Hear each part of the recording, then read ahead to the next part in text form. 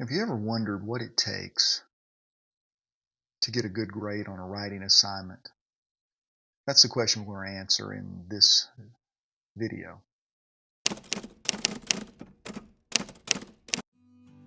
Hello everyone, this is Dr. Todd, and I've had the privilege of serving as a professor at various institutions for several years now, primarily teaching either pastoral theology, counseling, or psychology.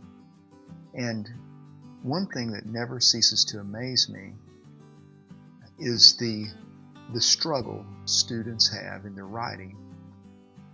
Now, unfortunately, the way our academic institutions are set up, I don't think all along the way we teach students what we're asking for as writers. But I wanted to kind of just go over a few things, kind of the what not to do's when you're writing an academic paper or a discussion, any kind of format. Number one, don't exceed the word limit in the required assignment. I know that sounds like a little thing, but usually most students, the first question they have is, how long does it have to be? Notice how I worded that, which tells your professor right away that you're not really interested in learning the subject. You're just trying to tick the box off so that you can move on to the next assignment.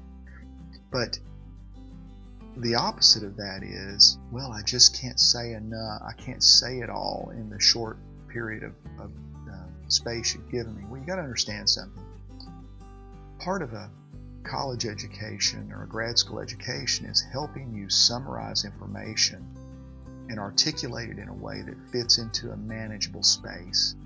So I would contend that if you're really struggling with over being verbose, too many words, I would say you probably don't understand your subject well enough, and you need to go back to your studies and make sure that you can really get the essence of what the concept you're trying to write about is, because that will help you. Another thing, David Powlison, who's gone on to be with the Lord now, but he was one of my professors at Westminster Seminary back in the day.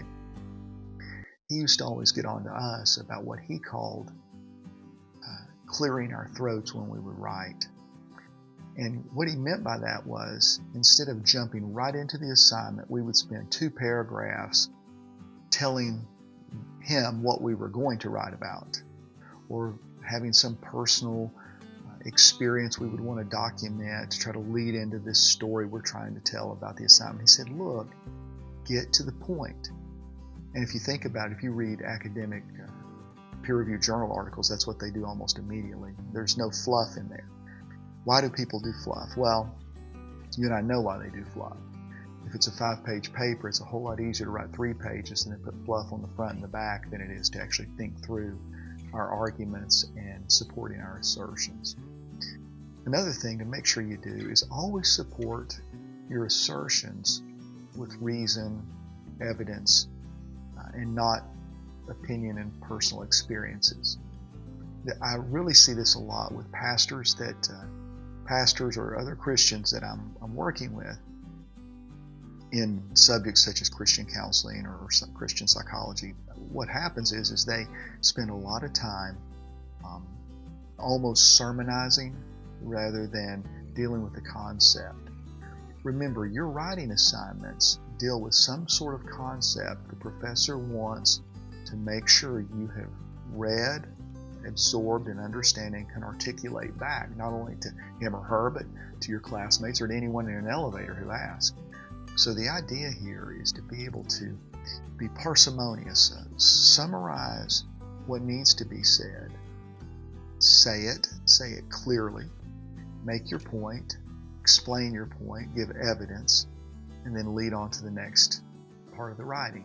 If you'll do that, I think what you're going to find is you're going to get much higher grades.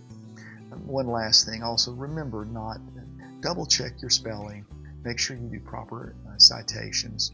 Don't use a bunch of artificial intelligence to help you write things. That's not helping you think. The college experience, or education in general, is really about critical thinking regardless of the subject matter. So don't cheat yourself when it comes to that by using artificial aids in learning to write. Well, I hope this has been helpful.